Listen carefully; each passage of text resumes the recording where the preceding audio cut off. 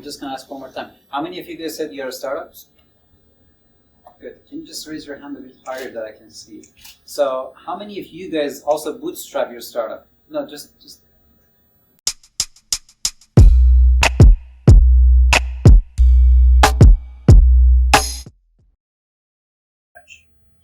around 5 to 10 new companies every year for the third year. 5 to 10 new companies every year. My name is Tomasz Rudolf, and I'm executive chairman at The Heart, which is a MasterCard supported venture studio based here in Warsaw. And I co-founded this about 6 years ago, knowing that we want to help corporates build new ventures. And we have done this in many ways. Initially, we were a hub on Warsaw Spire building. We connected the corporates with startups in many ways. We've had a scouting unit that grew, helped companies find ventures. And when we couldn't find venture that fitted the scope or the corporate was looking as a partner, supplier, or acquisition target, we started building those companies. Initially with MasterCard, but then with our corporates. And the team is growing. We'll probably be 150 people this year. And we've learned an awful lot of what not to do and a little bit of what to do. I think it's a very exciting topic. I'm writing a book actually now after moving from the CEO role to the chairman position. I have a little bit more time, so I'm writing a book actually about corporate venture building. So a couple of lessons there as well. Very good. So that was a bit about, let's just say, your organization, but we're talking about, let's just say, a rather complicated topic. So if you don't mind, I can also start with you, Sonik, what do you think this venture building model is? Like in a nutshell, of course, like we only have an hour, so try to make it concise and to the point, based on your experience. Well, most companies either provide services or build products, and the product of a venture builder are companies. So you more or less have a factory line, and you design new companies. You cast stars that could take those companies and build them with you, and you provide shared resources and relationships and reach to finance those companies, to validate, kill many in the process. So you originate, and that's, I guess, the biggest difference versus accelerators or VCs, that you're not actually looking for external ideas in most cases. You're just originating them yourself. Well, that's exactly what Tomek said.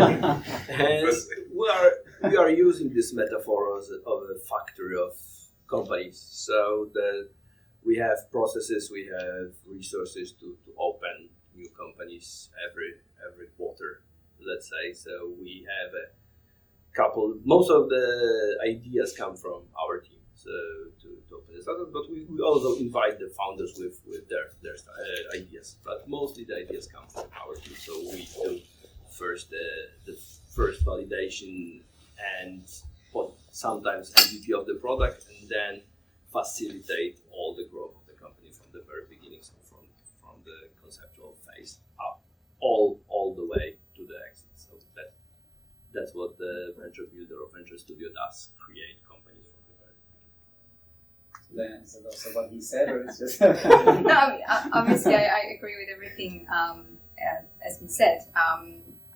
I guess it's also fair to say there's not a universal definition of a venture studio, and I don't know if this creates a problem or allows you to have more flexibility in terms of what a venture studio actually is. But right now, I think there's about 500 venture studios in the world, so it's arguable what is a venture studio.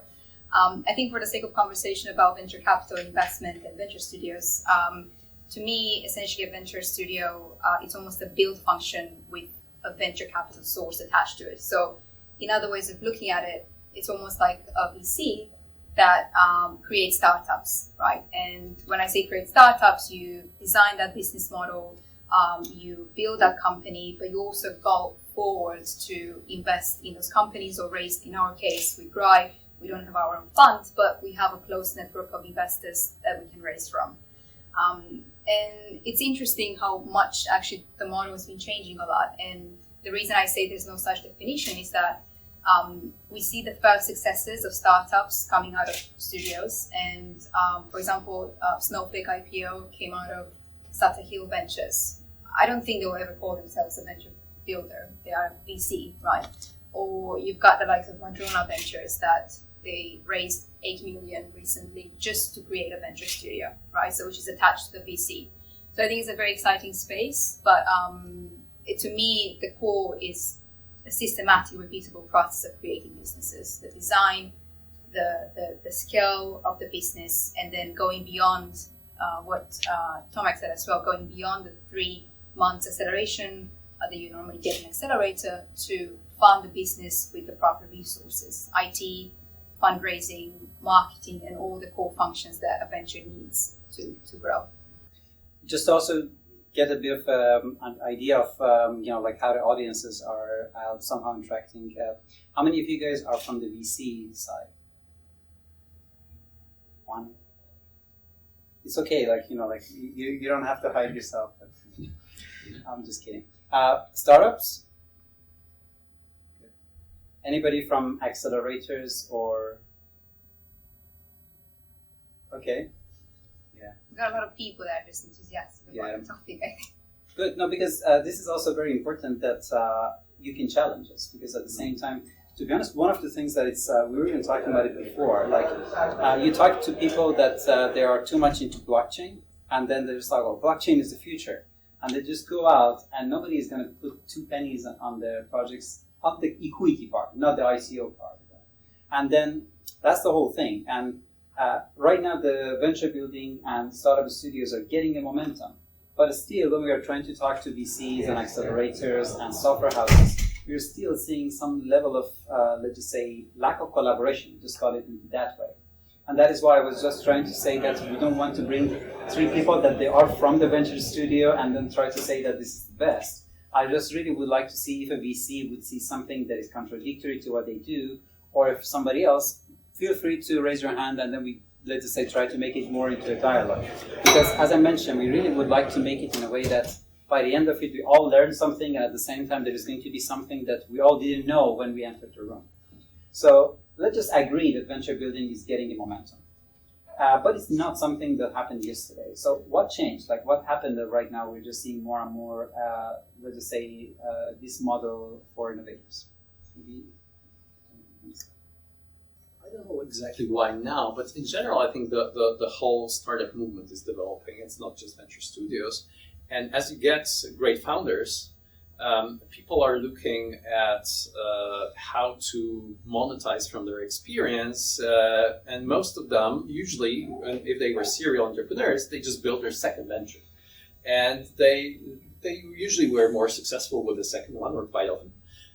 So actually, when people with money are looking at such builders, such entrepreneurs, they are asking themselves, why should I just give money to a VC, which is just picker, doesn't build anything, just selects ventures? I'd rather give this money to this entrepreneur, to this serial entrepreneur, and let him actually build multiple ventures with a process. And that's why some of those studios have raised hundreds of millions of dollars. And the entrepreneur, more or less, rather than building one and raising for one venture, he's building for a whole portfolio.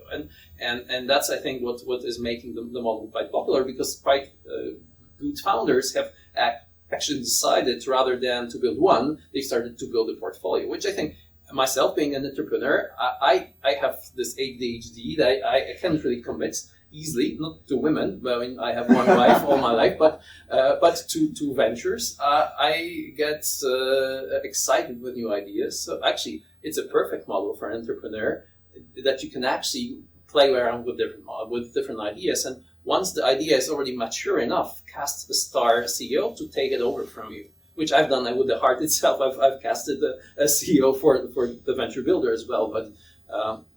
I think that's one reason. The second reason is tickets in early stage, or I mean, if you're a VC, I've never been a VC, but at least from what I'm reading, if you're a VC, you make more money if you have bigger tickets. So it actually moves the market up, and the funds are getting bigger. So the early stage work, which is very tough, is actually not that well paid. And I think the venture building model is a perfect solution for this very early stage, because you can have the founder economics by investing. You can have majority shares in the ventures you build. If you have a good process of selecting them, building them, you will actually have better financial results if you're both a VC and a venture builder at the same time. So you are exactly both a venture builder and a VC at the same time. So. True. And I think Tomek should not be the first because he says everything. Next time, not the last. Could we start this way? Of course, yeah. If you find it hard, what can I say? I do know the motivation to start the venture studio, and which is that you have more control and you have more larger stake than the VC, and you can create your ideas instead of having small stake in somebody else's business. And I guess that's why the VC turned into VC studios, or VC studios are founded and started. That you start with you can have your ideas, you can have a larger stake and larger control over the business, and instead of being a founder, you can create a dozen companies or so in a year, which gives you lowers the risk and increases the chances that some of them will be the stars. If I don't mind, I'm just going to ask a follow-up question on that also. Mm-hmm. So you first had the VC and then you did the venture building after that, or they were both at the same time? They were opened separately. First was the builder. First was the builder and then the VC. Then they connected, let's say.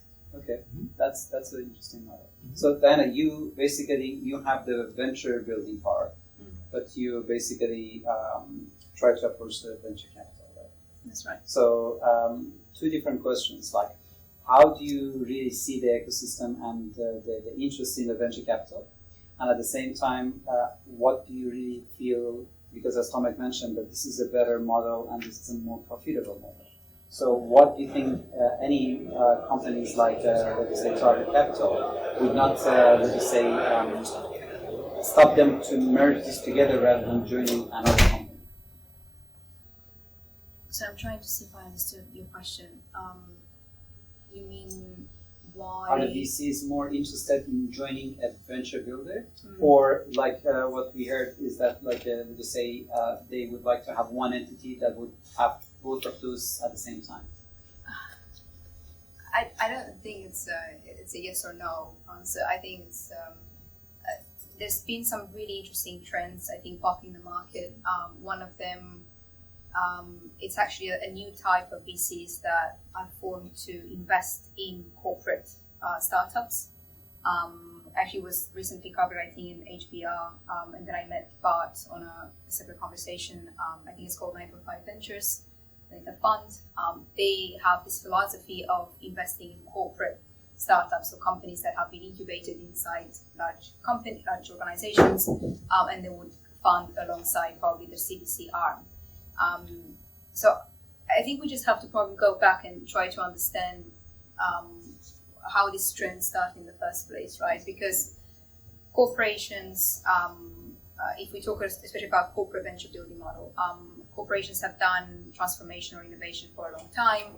Probably M&A or R&D back in the days were the most famous sources of innovation, right? And they still continue to be, M&A in particular, but for some reason, maybe another conversation, they become more and more expensive. And then in the last decade, I think there's been a huge trend of corporations starting their own CVC arm, meaning investing in startups as well. So trying to, sometimes they co-fund with, or they co-invest with other VCs, or they invest themselves. And for various reasons. Some companies, they do it very well. They have a strategic intent to grow their revenue. Some of them, they just do it purely for exploration. But of course, as a venture studio myself, I would say, why doing it? Because if you look at VCs, most VCs, 75%, 80% of VCs actually, they do not even return the fund. And probably some of the best ones, 5% of them would return the fund. So just by looking at these big numbers, then I would say that venture studios almost come not as a replacement, but the venture building function would almost come as a complementary function to the VC part. So I don't necessarily see the two ones competing with one another. I don't know if that answers your question. Some VCs do see that. We had a small chat earlier about the problems of investing in a startup that was previously backed by a venture builder and it's on a cap table. I think the way I would see this in the next decade is that VCs almost would go back to the early days when they were not only investing in a company, but were actually originating the company, building their business model, and helping that company grow throughout. And hopefully, actually, we see more examples like this, or the likes of 945 Ventures investing in corporate startups. I would add one more point. I think the question isn't just will VCs start collaborating with venture studios or building their own. I think both options are on the table. I think the LPs investing in VCs would rather than in a VC start investing more in venture studios, because that's the real alternative for people with money. They normally go to a VC because they can pick better deals for them. Yeah, you don't have the structure, you don't know how to do deal making properly, and you join forces with other investors, a VC on your behalf with management fees and carry, puts that money to use. And the question is for people with money, the LPs. Now, will they get better returns if they invest in a VC of just pickers? Usually business people, finance people, not builders. Yeah. Or will they make more money if they invest in studios run by entrepreneurs that can build for them multiple ventures and get the founder economics for the investors? So I think that's also another question. Not just will the VC start working with the studios. That's completely different question. There's the question of what will LPs do. And regarding VCs, it is true, as we spoke before, that many VCs have a problem in investing in venture building studio-backed companies because of the cap table mostly problem, which as a venture builder I do not agree with. But we don't like this problem.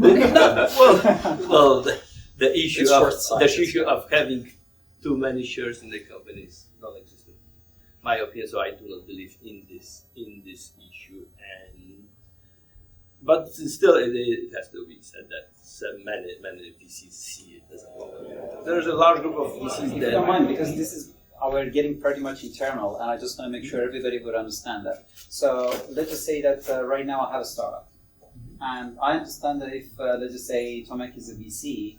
Then I will go to Tomek, and then I say that, let's just say that I'm just going to give you 10% equity in exchange of 1 million euro, for example. Mm-hmm. So if I, as a startup, come to you as a venture builder, then can I just, let's just say, for example, like give you 10% and then you build my startup? No. Because you're a software development company. No, you get 10% if you build it with them. Well, no. The difference is completely different because we co-create the business from the very beginning. So from the very beginning, there is no company to invest in.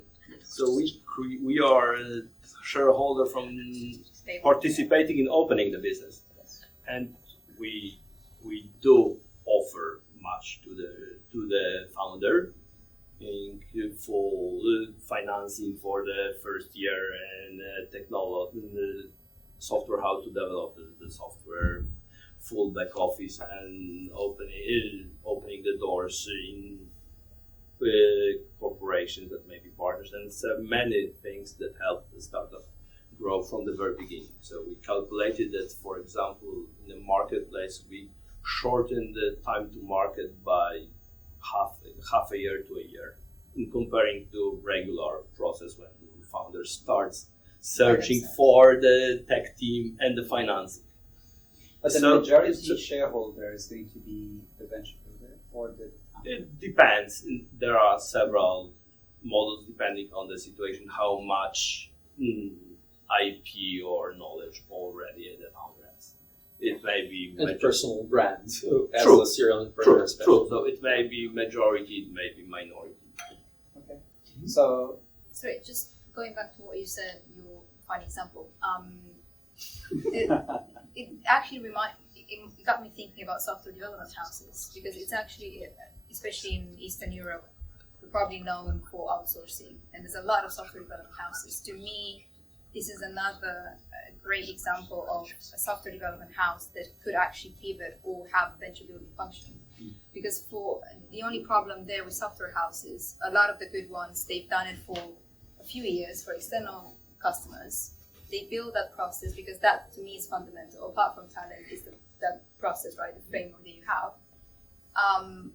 The only thing they can do right now is to actually create this internally.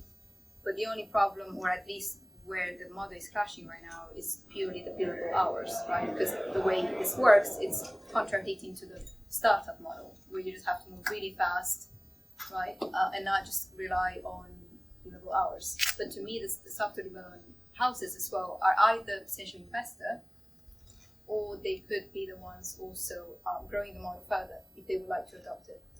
Yeah, the challenge is that the capability to build a product or technology isn't enough to build a great venture, and that's I guess why not enough startups have been built in this region, because we might have great technology capabilities or marketing, but we don't have the product owner and the investor relations and scaling and sales and so on and so on.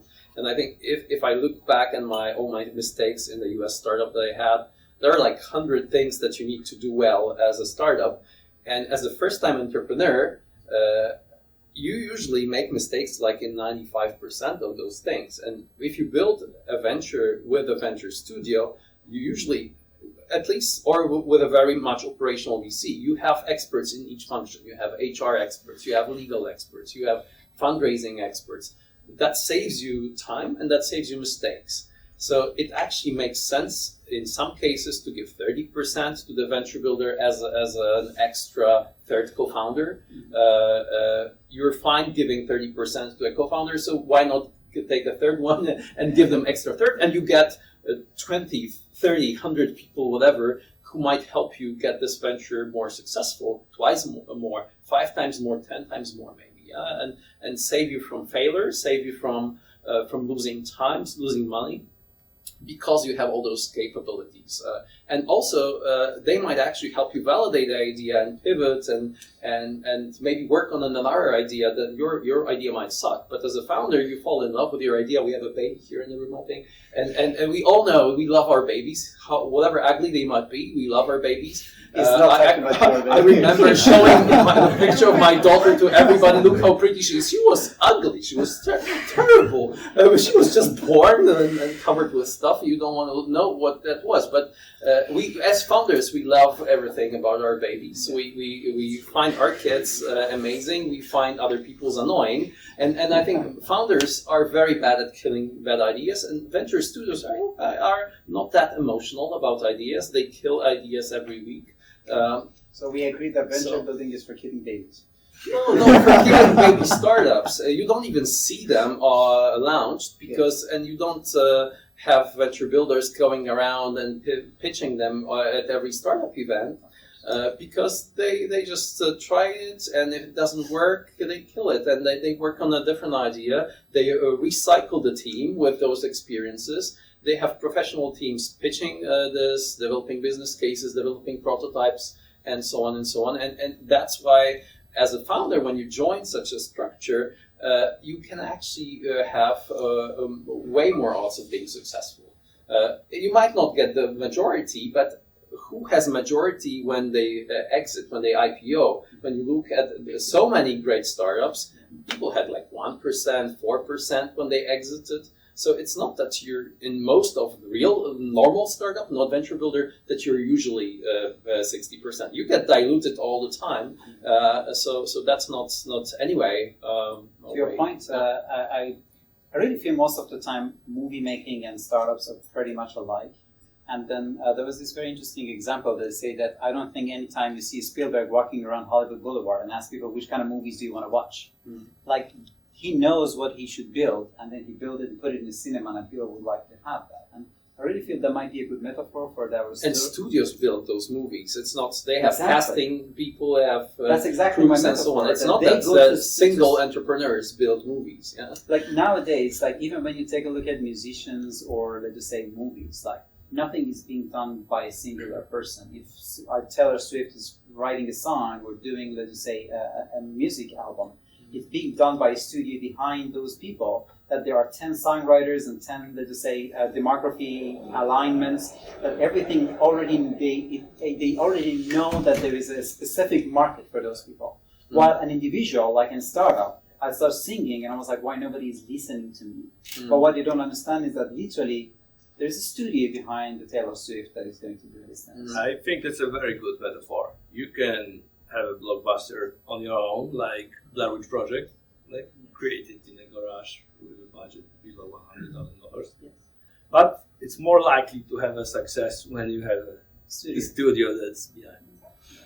So now I'm just going to turn the table and I'm going to talk about the fact that you have a startup studio and an investor would like to invest. I like your startup. Can I invest in your startup or I have to invest in your startup studio? In our business model, investors invest in the startup directly, not in the studio. So I cannot have a share inside the company, but on inside. Well, in our business model, the investors invest in the startup that they like, that is currently fundraising. It depends. It depends on your business model as a studio.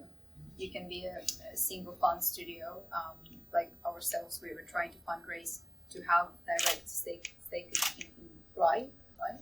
And then some investors could have preferential rights in some of your startups that are in your portfolio, for example.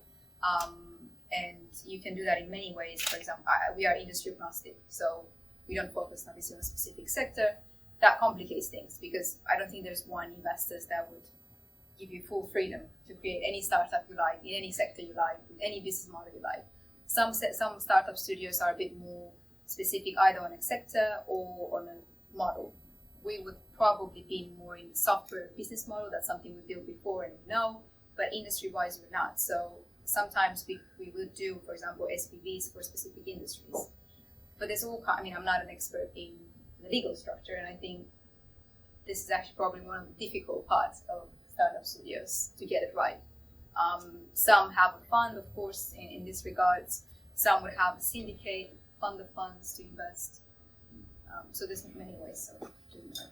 Because one of the things that I'm just basically trying to also borrow from the comments that we have here about the follow-up that sometimes VCs would have a problem with investing in a startup that is already inside a startup studio. And the already existing problem is that a lot of startups have problem getting investment from VCs because they already, let's just say, created a cap table that is not investable for the next rounds. So where do we have to go to be able to not only have a good startup, but have an investable startup? So because let's just say that I would say that maybe the problem that you have is the problem that, for example, like some companies like Founder Institute, like I already have my idea and I develop halfway, but I need help. So if I only can work with you as a, let's say, early stage, then I might not be able to help you, join you, but I really can use your expertise. One question, would you explain what you mean exactly by uninvestable cap table? Do you want me to answer that or Miha? If you are a startup and you have a share structure, let's say you are as a founder with your colleague have 50% each, yeah? Then you are founders, you're motivated to build that company. And if a venture capital fund looks at your cap table, the share structure, they say this might be healthy because you're both committed, you're both important in the company, you have slightly equal shares, so it's investable, yeah?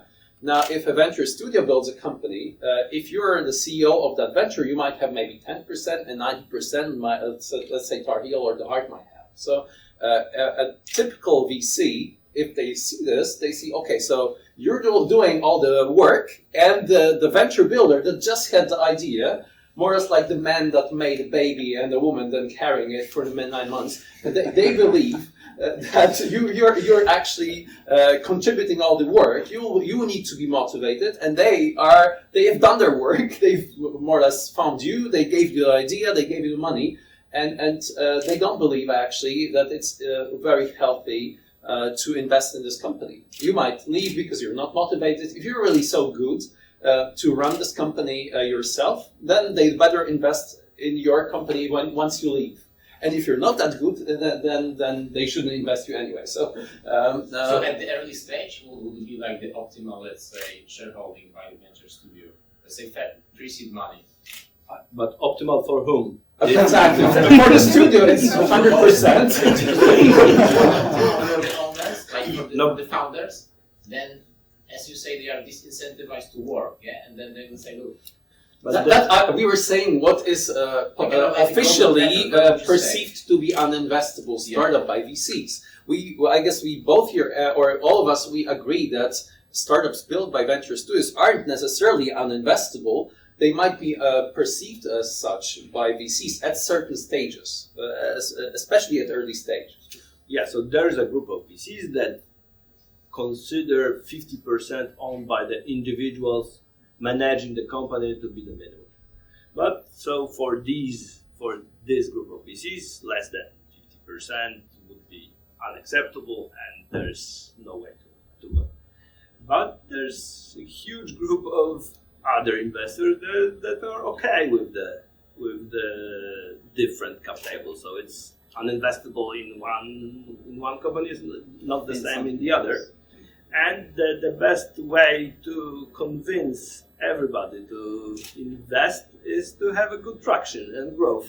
Because I have seen companies with 5% owned by the founders that had next investment rounds going in millions, with investors having no problem with the cap table. But seeing the startups have problem with traction. No, So I think that's true. That's probably one of the reasons at the early stage, at least they want or prefer to have a fund, because in the first round where you just probably, let's say, 50 or 100K just to get to an MVP level, you probably prefer to do that in house, and then if you don't have a fund to further invest in future rounds, then you would go outside to other investors, and then you get the traction, you have a different conversation. But I still personally, from the conversations I had with VCs, I don't think, maybe there's a couple of reasons. Maybe it's because the model is still quite new, and I think everyone is trying to understand it from a legal standpoint, or it's sometimes actually VCs might perceive it as competition at the same time, if you think about it. But I don't think there's a huge appetite for, let's say, early stage funds to invest in startups that are backed by venture studios. And a lot of the venture studios out there that are really successful, they have a fund already supporting them, or they work very closely with a group of investors that maybe either know the founders very well, so they invest more in the founders and the idea rather than just a startup itself. I'm just going to ask one more time. How many of you guys said you're startups? Good. Can you just raise your hand a bit higher that I can see? So, how many of you guys also bootstrap your startup? No, just. This is most of the things that I want to also have. You know, like I always have this funny metaphor. Then I was like, there was this guy. He went to his neighbor, and I was like, "Can I buy you a scissor?" And I was like, "Sure, I'm going to give you the scissor, but don't you have a scissor at home?" And I was like, "Yeah, but I want to cut something that it might destroy it." That's most of the startups' approach when they go to the VC. And I was like, I'm looking for 50,000 euro. And I was like, yeah, but I see you have a Rolex watch. And I was like, yeah, but like that's mine. I want your money. And I was like, why? Because this might fail. Exactly. And that is the way that I also have a feeling that it might be even more dramatic for a startup studio. Because they are always. Where is the startup studio in this metaphor? Because I'm just putting it. Whose watch is it? I'm just putting it in this conversation into this context. Yeah. That with a VC, startups are always staying outside with space, but in a venture studio, startups, let's just say, literally nest inside your company, and that's why I have a feeling that maybe startups feel way more comfortable. That the daddy is going to take care of me, and then whatever is going to happen. And I was like, oh, the idea doesn't match, you fix it. And while it's a VC is whipping the startup from outside that work because I need to basically just, bring you to the next round of investment. I think venture studios are incentivized from the beginning to be, I think, very pragmatic at killing a venture that wouldn't work. Because you're doing it at the expense of your entire team.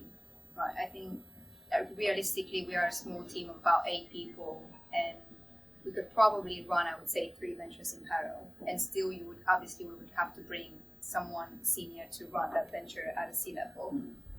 But you just can't run a venture for a year and then fail. You really have to move really fast. So if I understand it correctly, everything goes to due diligence. But the due diligence maybe by the venture builder is going to be different than a VC. Because I'm trying to get the point of how, like to say, you join as a startup to the VC is different than when you as a startup would like to join a venture builder. Because you don't join a venture builder as a startup. It's not an accelerator or a VC. The venture builder has babies. Yeah. I have an idea. The Heart had 2 babies this month. Yeah, so 2 startups that I had as a supervisory board had to approve setting up. So we keep coming back with ideas. In the Heart's case, it's also the ideas of our corporate partners. But we have ideas. We come up with those. We work on them for a couple of weeks or months. We validate. We build the product. We show it to clients and so on. And at a certain stage, we go to investors if we need money. And obviously, some venture builders that have their own funds can go later. They can wait till Series A or even later. Some, like Flagship Pioneering, have raised billions of dollars and built companies like Moderna that we got vaccines from.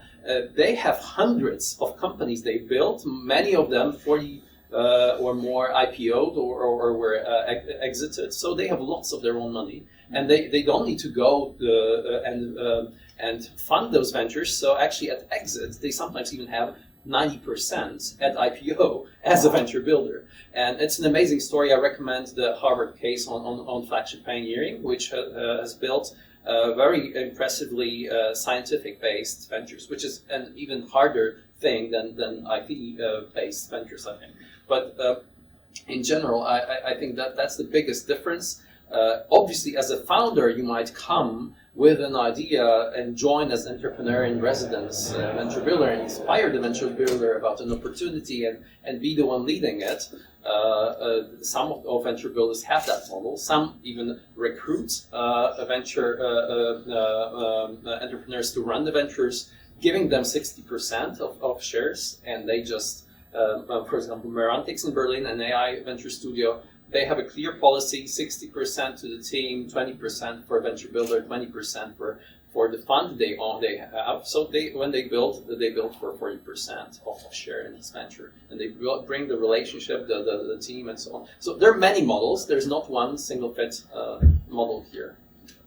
So if you would, let's just say, put it back into the side of the panelists, what do we need to do to, let's just say, see more ventures, let's just say, coming to the market, or how, let's just say, ventures are being from studios or not? Also, or yeah, studios. venture studios. More studios or more startups from studios? I would say both. Like, let's just say that right now, is there anywhere that there are statistics of how many startups are coming out from, let's just say, non-venture building model and other models? I mean, the question is whether we have any statistics about venture studios or venture studio model itself. I think it's so new that sometimes we get these questions whether is the model successful, and then I mean, we can see that this is successful. No, how do you measure success really? It's probably IPOs, right? Exits, and clearly there's been many more over the years. I think another example is Pre-Hype. I think they've had about 20 IPOs or so since 2011. So IPOs is one of them. I can't remember, one of you mentioned about how fast you moved. I think you mentioned how fast you moved to create startups, and that goes back to your question. I think there's been a number of startups coming out of studios compared to a decade ago. I think it's like 4x now or 5x. So many more startups coming out of studios. They've raised a lot of money as well. So that's another indication. The startups going on after the venture studios raising from external investors. I think it's been about $5 billion raised. And then I think you look at a failure rate as well, compared to a startup that has been built outside in the wild, as we say, and companies that are backed by venture studios. I think venture studios on average they're creating 3 times as many startups than an accelerator or incubator or anyone that could potentially be able to create a startup if you are a single founder, for example. But again, all these numbers that I might say, it might be obsolete by tomorrow or next month because it's moving so fast and there's so many different organizations coming that it's really, really hard to just pinpoint specific numbers.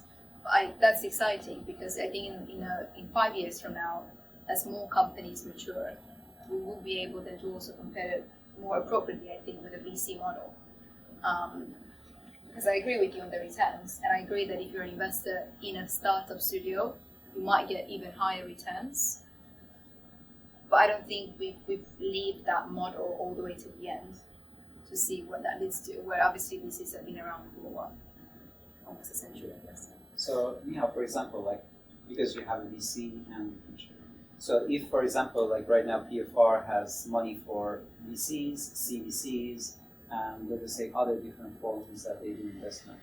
If they would put a separate parts, for example, like for venture building, would that be something that would drive you to bring more startups into reality, or this is just something that you're doing?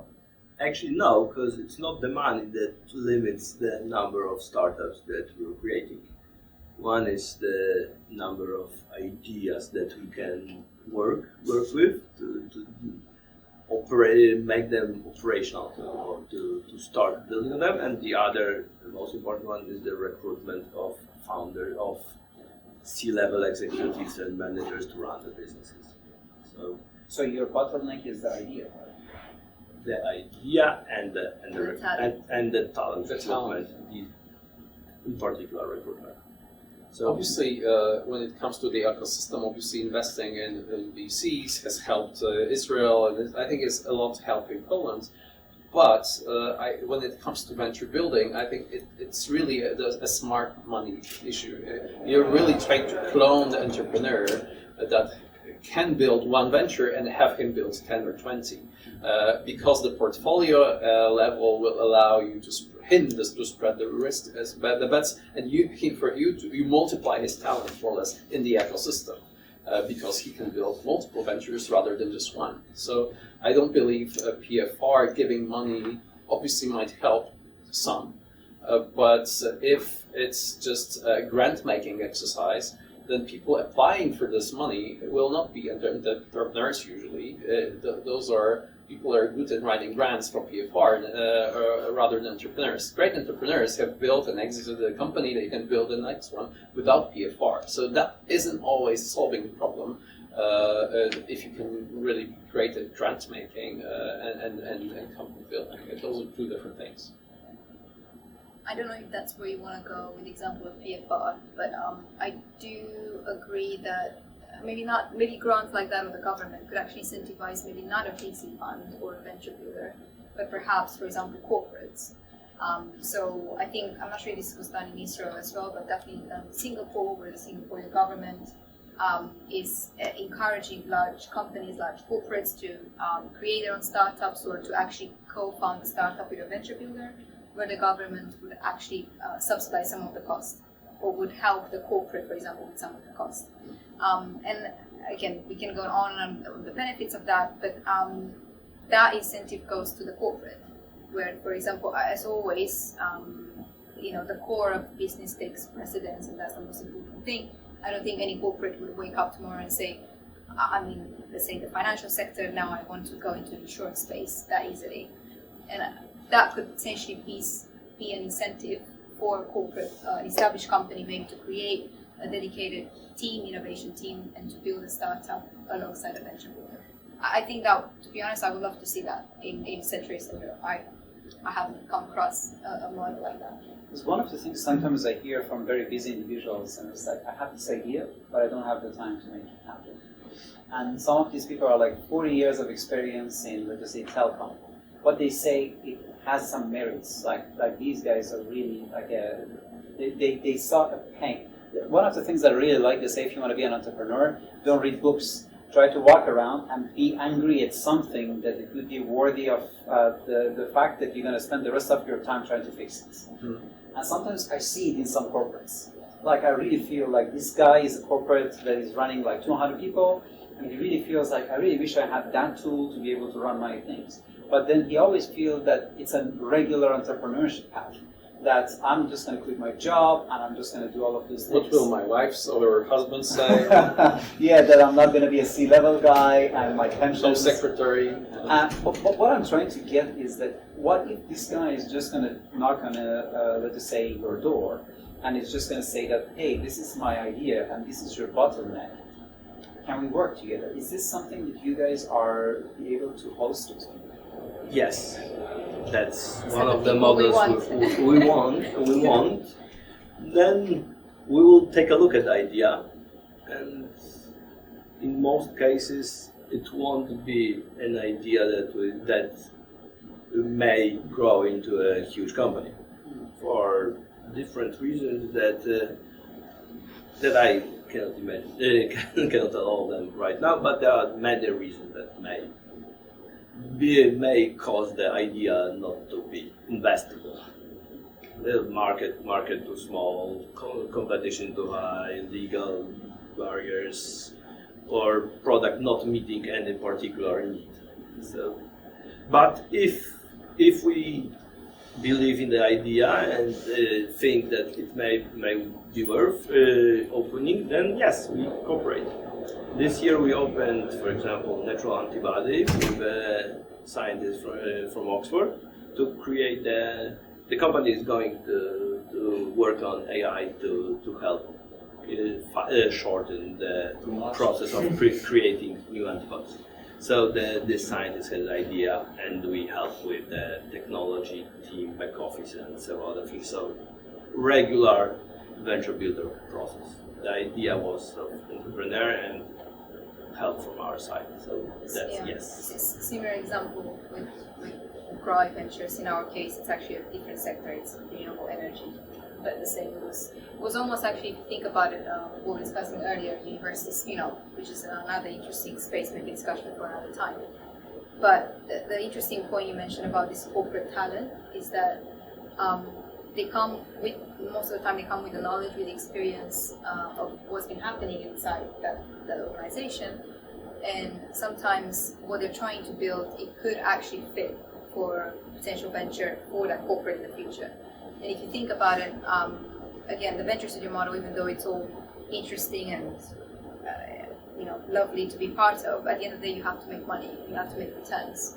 And there's our venture studios, and I think I would probably put ourselves in the same bucket, where we're looking at short-term exits, right? To be completely realistic, we're not looking to build the next unicorn. I don't think that's going to happen. But you can build probably, let's say, 10 to 15 ventures over the course of a decade with corporate partners, with universities, some ourselves, and with corporate talent, where you can do short-term exits back into the corporate or the mother company where probably the idea originated out of frustration of the person you mentioned. So yeah, these people I think are crucial, and I think we see a lot more of such talent coming out of corporates and trying to build their startups, which is encouraging. So correct me if I'm wrong. So I have an idea, and I walk around and I try to see how my idea, let's just say, can turn into a product, or let's just say in a reality. And then after that, I have to apply for different acceleration programs, and then one of them might not be the fit, so I'm just going to go to the other acceleration program. Then I will be able to provide these beautiful things called pitch deck. Then I will be able to, for the next 2 years, just walk around and then try to talk to other VCs and other places to get some money out of that. And then after that, because I'm not knowledgeable about my finances and everything else, I build something, but then now that I build it, nobody else wants to follow up on that, because then my idea was good, but financially it was not literate about something. But the alternative of that is that I can just knock on the door of a company and then tell that company that I have this idea, and they say that your idea is generally good, or maybe you can try to make it into that angle, and if you stay with us for the next 2 years, you're just going to have an exit. But still, 90% of the people go for the first path, then the second one. Did I make a mistake somewhere, or? Oh, in general, you're correct. You're okay. No, I'm just trying to understand, what is wrong with us? It's just because that's what everybody is doing. It's like literally, like, everybody has a horse outside waiting for them, and everybody is just like, it's like, have you heard of the car? And I was like, we don't believe in cars, like that's what I'm hearing here, and I'm trying to understand, because I don't think everybody outside, they don't understand that point, and I see the frustration in people. Like, I see this TechCrunch effect, that 99% of the startups fail, and 1% of them become a success that goes to those places. And I really feel you guys are holding a key, but I just don't know why it's not. I don't know. Maybe phrase it in another way. Like, how do you go about finding the product market fit these companies? That is something that I think our experts can try to. Well, I just wanted to comment on your point first. I believe if everybody in the room here or at Venture Cafe meetups knew 100 venture studios that have track record of 9% success rates, unicorns, blah, blah, blah, they would just go there all the time. But I think this is such a new movement that the track record and the credibility of venture studios is just a new thing. We've just had a GSSN report of Startup Student Network with the first number I've seen in a few years of actual success rates of startups and how much better it is from a VC or normal way of doing startups. There is not so many places you could go in the past, and even those places that are here, they are startups themselves. The venture studios are startups. They don't have credibility. So I wouldn't blame founders for not going to, not flooding studios with their ideas, especially that studios aren't necessarily having the model of going around and asking founders to come. They are not accelerators. They don't accept thousands of CVs because they believe they have better ideas. Usually the founders of those venture studios believe they have better ideas, and sometimes they do, because, and that answers hopefully your question, validating product market fit of ideas by building them quickly into a mock-up, into a prototype, into a sales presentation, into a business model. They are doing it professionally. It's not that they do it first time in their life and that's the last time they do it. They're doing it every time, and they have comparison. I mean, our teams, and Ignacy is a great example because he's at the heart, he's doing this, you might ask him. They're doing it for every pitch deck, sometimes a couple a month. So they have comparison. Okay, this idea actually looks better. Even on paper, you can see that if it could work, it would be way better. Yeah, obviously, and so you get skills. Okay, how do we validate it? How do we pitch it? How do we create a pitch deck? All of those things, which are part of validation, the investor validation, the customer validation, the channel validation, you get skills in that. You get muscles. You build muscles just like going to workouts. If you do it once, if you go to a gym once, there's not much muscle you've built. But if you continuously do it, if you have teams professional in recruiting talent, in doing technology, doing UX, you're making better decisions. Referring to my US failure startup, I have made, 200 mistakes in this one startup, and this taught me a little, but still, that was just one example. If you can fail on multiple validations and multiple startups, then you learn, yeah, hopefully, yeah, as an organization. And that's why Venture Studio, as an organizational co-founder, if it has that organizational memory of having raised for tens of startups, having exited tens of startups, then they might be a helpful partner for founders. So I believe what will help us is just time. When all those studios will be maturing, you'll see which ones survive, which one keep raising funds, which one keep having exits, and so on and so on. When we were pivoting to a venture studio model, we announced happily we'll build 100 companies in the coming years, and then we'll see. Hopefully every year we'll get better at this. We are in the beginning of this. We are still learning. Each year we get hopefully a little bit better in each of the phases. We know which phase doesn't work. We get better at casting star CEOs. We get better at fundraising. We get hopefully better at scaling them beyond Poland, and so on and so on. It's so many things that you need to learn, and if you're the only one learning as one single founder, you need to make all those mistakes yourself. So I just believe it's very hard to do a startup by yourself if you've never done it. If you've been on a startup as an employee, you've seen a great entrepreneur, hopefully you've learned enough to copy what you've done. You'll probably make different mistakes because every venture is different. But I believe that's the biggest value of a studio environment, that you get that organizational memory, including doing product market fit. Yeah? I mean, we are kind of, let's just say, talking a bit, let's say, trash talking the VCs to some extent. And one of the person that I would say is a king of this is Chama. Some of you guys may know him. The SPAC guy, the king of SPAC, whatever they call it. And that is the factor, especially that we're discussing on and on here, is about basically the due diligence. And that if the VCs were really working out of data, then there should be a pattern between how many VCs are basically just hitting on, let's just say, Series A and Series B and Series C. And you see that they are missing so many points that it just shows that most of the ways that VCs are, let's just say, monitoring startups and evaluating startups, it just comes out of so much internal, let's just say, biases and let's just say, interest that does not really reflect to the data. So, to be honest, because this topic is so interesting for me that I really wish we had 4 hours to discuss it. But just to see, maybe we can try to have something that hopefully, not only for audience, but also for all of us, would be, let's just say, a next step, hopefully maybe in a follow-up meeting, is the fact that there are two different problems that I hear. Correct me if I'm wrong. One of them is the due diligence part of that, and the other is the HR and, let's just say, the talent that should basically bring those ideas into reality. So why not working with external companies that are specialized in due diligence, and working with, let's just say, product developments and software houses that are specialized in bringing talents that you basically can exponentially get bigger, while those guys basically, you acquire them or join them to be able to, because a lot of them are walking outside looking for an idea. A lot of them are, let's just say, due diligence companies are walking outside asking, and I was like, submit your ideas, that we would be able to do that.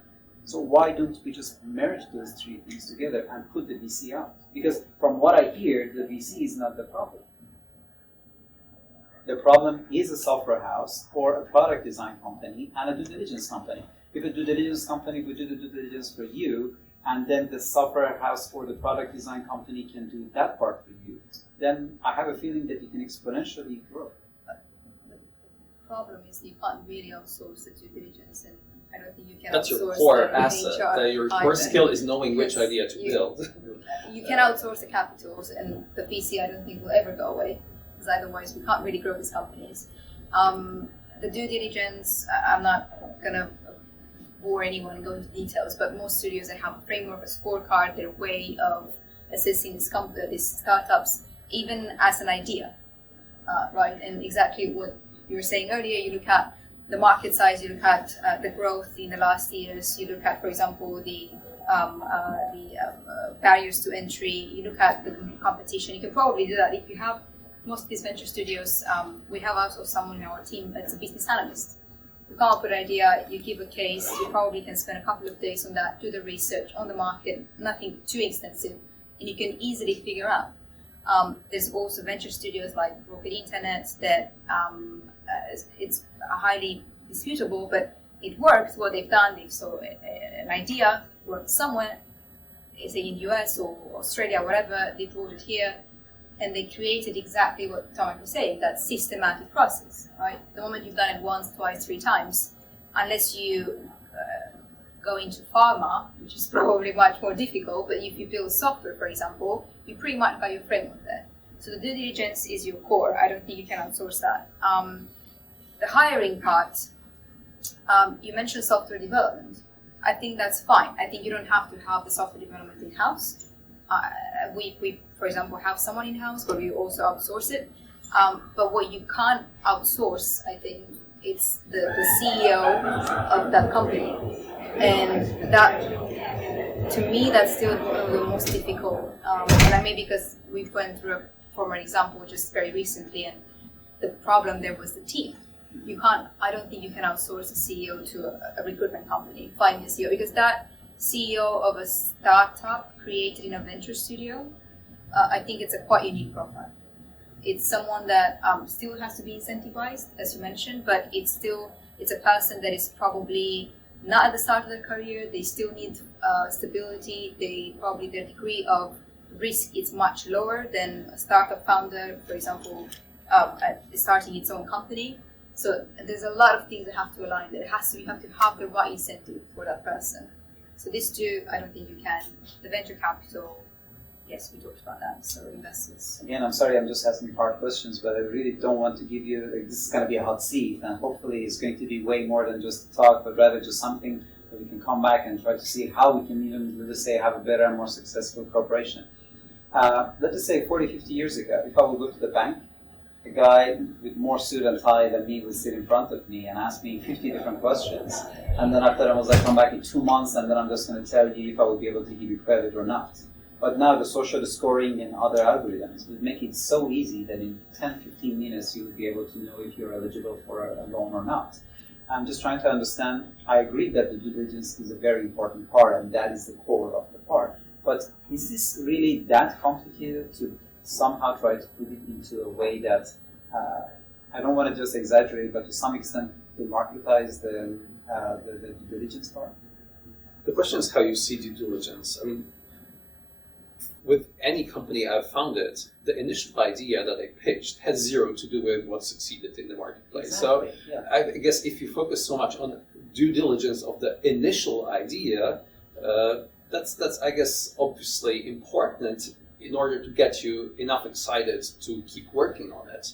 But I think most ideas that were successful based on the startup genome research that got venture funded, they succeeded in a business model different than the one they kept wanting for initially from VCs.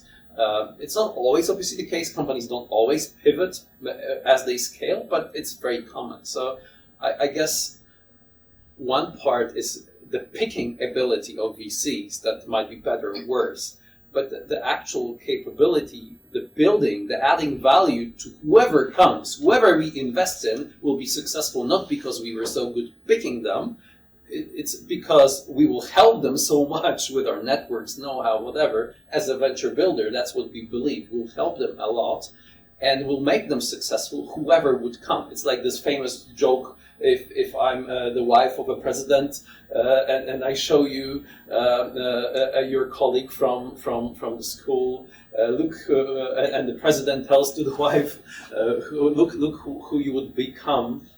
Now with me you became the president's wife, and she said no, he would, if I married him, he would be president, and I believe that's the similar situation with venture builders. Venture builders believe they can make presidents. They can actually, whoever they hire. Obviously, I guess as a founder, you see it completely differently. You believe you are the one. But I have actually a lot of humility as a CEO and as a founder, multiple founders, that we put too much emphasis on that one person is irreplaceable. As a founder, you might be great in something, but actually there might be someone better than you in the CEO role for that specific business model, for that venture, or for that phase. And I guess venture builders are less emotional about that. They believe, okay, let's pick the best venture founder fit, and they can take a great idea and put a better fitting founder to this than if you're just starting yourself, because you're not usually firing yourself as a founder if you're not the best fit. And I think that's another value of venture builders. Then they'll actually tell you if you're the right person to build that, or if it should be someone else running this. From my perspective, you can run the regular due diligence process on a company that exists, that has numbers to verify, minimum traction, so on, and the ideas that we verify are regular ideas. There's not more than a sheet of paper and an Excel file, or sometimes even not that. So it's hard for me to imagine to outsource the process of verification of the idea itself. So I'm going to ask you something that's also concerning the time. I'm going to ask you first a question, I'm just going to ask a question from the audience. So imagine that I'm just going to create a GPT-3 algorithm, and I'm just going to give you 1 million ideas by tomorrow morning. How about that? Because if this is really about the idea, right now AI algorithms can try to create 2 million ideas that, as you mentioned, later can be pivoted, later can be inspired, and then let us say that your capabilities can try to bring all of them into reality. Because frankly speaking, I had a lot of different interviews in different places with VCs and others. They sometimes were talking about human factor, yet like a person who, let us say, would be a good founder and easy to find. The other people talk about a scarcity of money. I don't always do that. I know that that's the end of the line. But now I'm sitting in front of people that they are telling me that their limitation is ideas and people. And I genuinely always had this thing that these are abundant. At least to my, let us say, maybe rather limited knowledge in that context. But it might be that we just believe that an idea isn't just an idea, or that you might have 2 million of. It's the idea that it is at the right point, at the right time, when you have actually have the potential bet to win this market. And so it's like there are 10 criteria or whatever that a great idea that we believe is a great one should have in order to make us happy. And that's why having such great ideas that are at the right moment, at an inflection point, going now, this is the moment to put it on the market. And this is the team, the capability, the strategic asset we might have, the unique advantage we might have if we really do it now. That's what's scarce, I think. And the capacity to actually execute on this in a way that makes it a winner is I guess, scarcer. I agree. I think, ideas are cheap. Everyone says that. And I think it really depends what kind of venture studio you are and where the ideas are coming from. Because probably you might agree, but if you work with a corporate, a lot of the times you look maybe into an opportunity space, or perhaps they come with a problem internally themselves, or a challenge, or simply they've seen an opportunity in an adjacent market and they would like to give it a try. So not all the time a venture studio would originate that idea, but it could be with a partner. There are venture studios, and I would probably put ourselves in the same category as well, that they are looking to work with research scientists or with universities. A lot of the ideas start with that poor research scientist that probably it's an amazing genius, and then they need a business person, right, to come along. And then even ourselves, if I have to think of an idea right now, obviously we're all biased people, right? So I would look back at my previous experiences. What experience do I have? What market do I know? I would probably not, even though it's a huge hype, obviously, with all the crypto right now, I wouldn't start a crypto startup if you ask me right now, or anything in that regard. I would start with something that I probably know, or I see where probably the market goes. It's a hot market, and I have some experience in there. I think it's probably the same with every studio. And a lot of them, they do have a focus, which also to some extent restricts your ideas, right? It's either industry or a business model focus as well. I have a question, because right now, like, this discussion in my mind is simplified to like this factor, let's say, idea and the human factor. And if each of the panelists had to say like which percentage of the decision in your mind is put to the idea and then versus the human factor, i.e. betting on the specific people or founders. I would say 90% is team for me. It's team. We work in a rather different way. That first we think of what idea may succeed, and then we try to find the team who's going to make the idea work. So actually it would be both. So absolutely needed one, the idea that may work, and then the managing team that can run it. Yeah, the only reason I would it wouldn't be balanced for me, and I would probably look at a team, is because you can pivot the idea, right? So I don't know, a random example, you can start a job board today and have a job board as your initial MVP, and then you realize you do some testing, and maybe in 3 months from now that turns into a CV design maker. Right? That idea change, but the team that works on that idea or on the product over time, I think to me that's cool. And I would also count the time, which that's something that is very difficult to it's not tangible, but actually time is one of the most important factors that would help a startup succeed or fail. I think if you have a great team that's trying to win on a too small or bad market, geographically or industry-wide, or solve a bad problem, then they might be successful in building something, but it won't be a great company necessarily. Yeah? And in the same way, if you have a great opportunity, great market, let's say healthcare, space, or whatever, which will be a trillion-dollar industry, but you have a poor team building that venture, then that won't be successful either. So it's hard to say that what makes it successful. The successful venture is built by a great market and great venture being built by great people. And this fit of the founders, the team, and the venture having potential, solving an important problem in a monetizable way, and so on and so on, that makes a great venture. So I believe most of us as founders, we try to solve that by fitting a market or a product for ourselves. What can I build because I have passion for it, or I know this industry, or I've discovered this problem, and I'll build that. Yeah. But obviously, we have our own limitations as founders, so we can only have a certain number of fitting ventures that we can build sometimes. If we start with a market or with a business opportunity, let's say, at the heart we built something prior to COVID, which was remote onboarding to banks, and we built it with MasterCard as a unique secret sauce behind, and we knew this was going to be big. And with MasterCard together, we can go to all banks, and not only that. So we knew this as an opportunity space. Now, knowing this, we can attract to this venture the best person possible, fitting that opportunity. And we can obviously incentivize that person, give them all they need, technology, product, sales, and so on. That will be a shortcut and will increase their odds of success. But obviously, at the end of the day, if they fail building that and we don't replace them for whatever reason, then that venture will not be successful. At the end of the day, ventures are not built by code or by VCs.